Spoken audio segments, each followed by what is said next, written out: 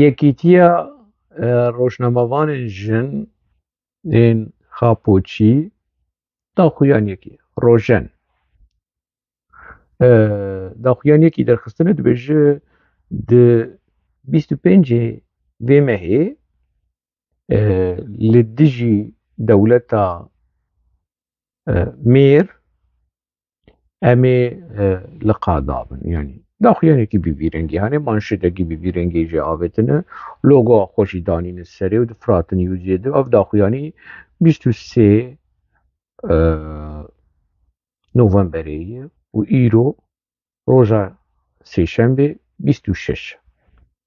Li gorî vê daxuyaniyê gerek ev rojnamevanê han li qada bin û bi wan re kutleya rojnamevanan. Mala min ê niha kîl vê daxuyaniyê hanê binêre ew ê bêje rojnamevanên jinê xapoçî wê dinyayê xira bikin.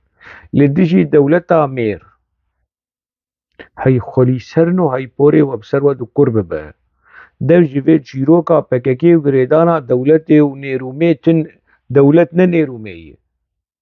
û zihniyeta Mêr û zihniyeta Mêr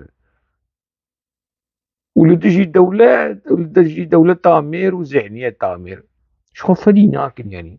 Wekî bexbexa diştexilin, wekî robota diaxivin û ji bîr dikin ku serokê wanî newewî Mêr e. Serokê we Mêr e ne Mêr e? Bêjin ne Mêr. Hûn ê navekî din lê bikin, hûn ê cinsekî din bidêne yanî. Çawa yanî? Mêr e. Na Mêr e lê Mêrê azad e. Mêrê azad e. Hay xweliya azadiya Serokapû li serê we bî yek bi yek. Mêrê azad. Mêrê azad û hemû kes dizanin bêçe anî serê jina denderê PKK'yê de. Mêrê azad. Yani şerm nakin ji van daxuyaniyê hanê. Ev rojnamevanên jin. Berî demekî keçekî girîlayekî berê li Duhokê hat kuştin ji aliyê PKK.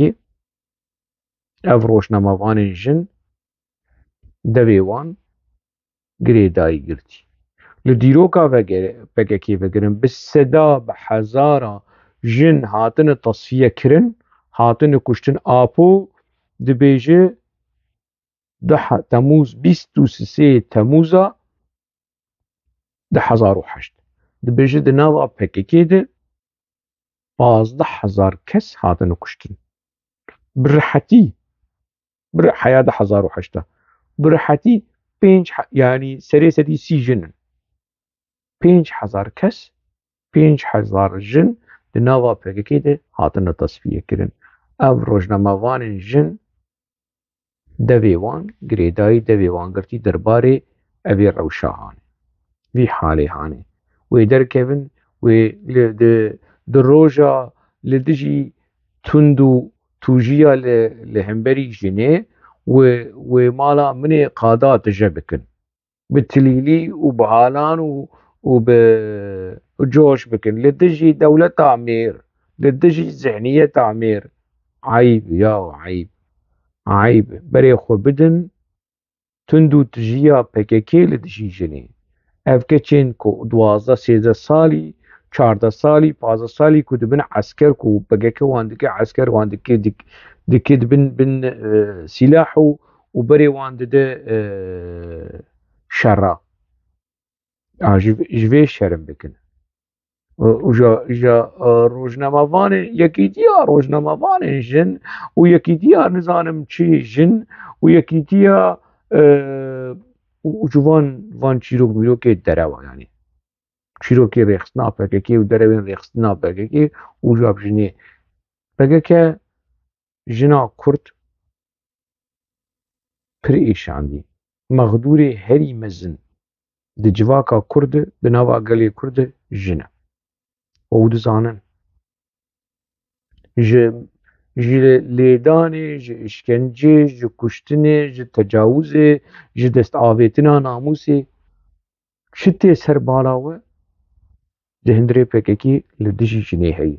Evana jî ji xwe re dibêjin em rojnamevanên jin in li hemberî dewleta Mêr ew ê dakevin qada.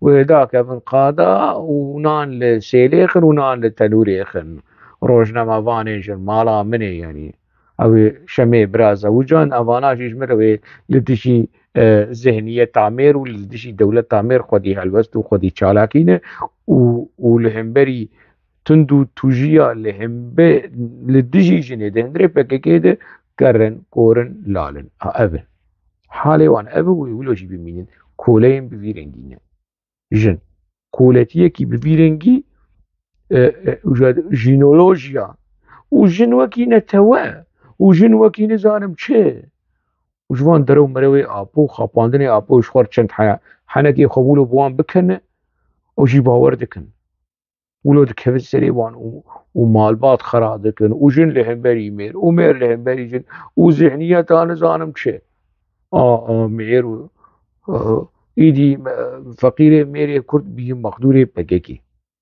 يجبن هار كرنا شنا لهم بري ميرا وقريدانا دولتي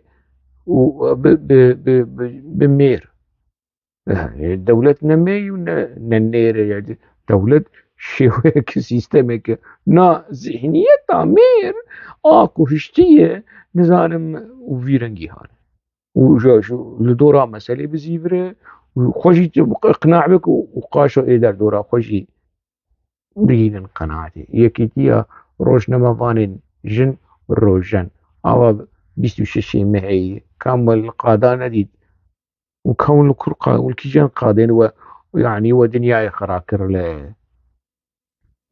لقادة يعني ونداء كمان ون القادة من اللي تجي دولة نير